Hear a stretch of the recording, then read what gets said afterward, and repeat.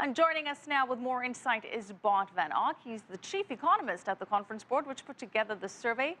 Bart, thanks for joining us tonight. Nice to see you. Happy New Year. Here. Thank you. Same to you. So, Bart, you spoke to over 1,000 CEOs. Right. And post the 2008 economy, where the real issue was survival mode, where it was crisis control. Right. What changed? Well, what you begin to see is that CEOs are gradually getting away from being worried about that the economy can fall apart, about global political and economic risk and all the regulations that are coming down their way. I mean, they still have concerns, but it doesn't keep them awake at night anymore. They begin to deal with it, and they're really now beginning to change their mind, position their companies for growth. Because with this global economy that may begin to accelerate a little bit compared to last year, they know very well that they need to be part of that game. And that's really what you see back. Well, one of your questions was what is keeping you up at night? So Correct. What are CEOs losing sleep over? Well, they're still losing sleep over how can we make our people really contribute to our business. People are still by far the most important source of growth that companies have. And that's that human capital component. That's their what we top call concern. The so-called human capital, exactly. And what that means is that CEOs continue to think about how do we train our employees? How do we gain them? How do we develop leaders? How do we keep our employees engaged with our company so that we can, what we put into them, that we'll get it out of them and that we're going to keep them in the longer term. So is human capital more of a concern than macroeconomic issues now? Is it more of a concern than product development, than coming up with new services?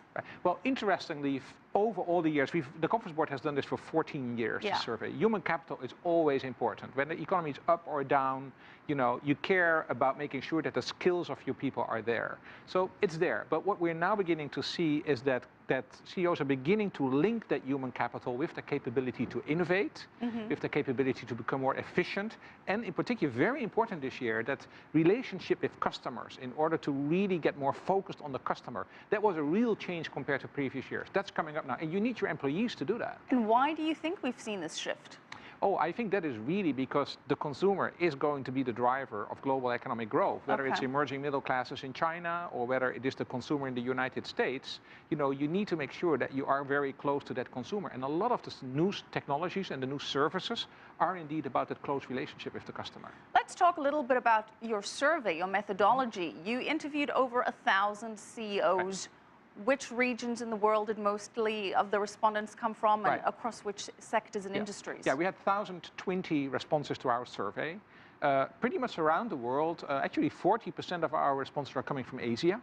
About 15% are coming from China, but also about 20% for the United States, about 15% from Europe, and Latin America is as well covered. And have you noticed a difference between the concerns and challenges depending on the geographic region of the CEO? Yeah, well, what is interesting that actually across regions you see quite a bit of convergence now. And I think that's again kind of a sign that global companies are really beginning to look at the positioning themselves globally. So not hugely, but for example, in China, innovation clearly comes on top. In the United States, customer relationships is even more important than human capital.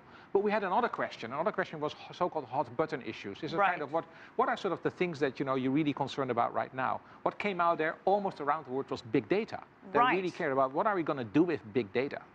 Explain what that means. What does this hot button issue of big data actually mean at the CEO level? So what the CEO hears is that, big data and cloud computing is important and everybody cares about it, but there is no real place in the company for somebody to take care of it. Of course, IT has to do with it, the marketing people have to do with it, the HR people have to do with it. How are we defining big data, though, in this particular context? Well, it depends on the company, but for example, if you're a consumer goods-oriented company, it is, of course, really about gathering the data about consumer behavior patterns. But if you are, for example, in logistics industries, it's about tracking your goods and your services. But all industries are being affected by it. And the point is that because it's across the company, whatever is across the company ends on the plate of the CEO. So the CEO has to take care of this issue of big data, and they realize that. Okay, the overall sentiment. We've got human capital, big data, those concerns. The overall sentiment, is it positive? Is it negative? What is the CEO outlook for 2014? Oh, I would say it's positive. When we did the survey, we did it a few months ago, basically September, October, the global economy is still weaker, but apparently CEOs sort of got fed up with this slow growth. I mean, not that I can entirely solve it, but certainly more confidence of CEOs in positioning their companies help. If in top of that we also get the consumer to become more confident, and we see that, for example, in the United States, well, then we're in a good spot. And that's why I think we can be more hopeful for better growth in this coming year. Okay, very good. An optimistic tone. Thank you so much. I like it.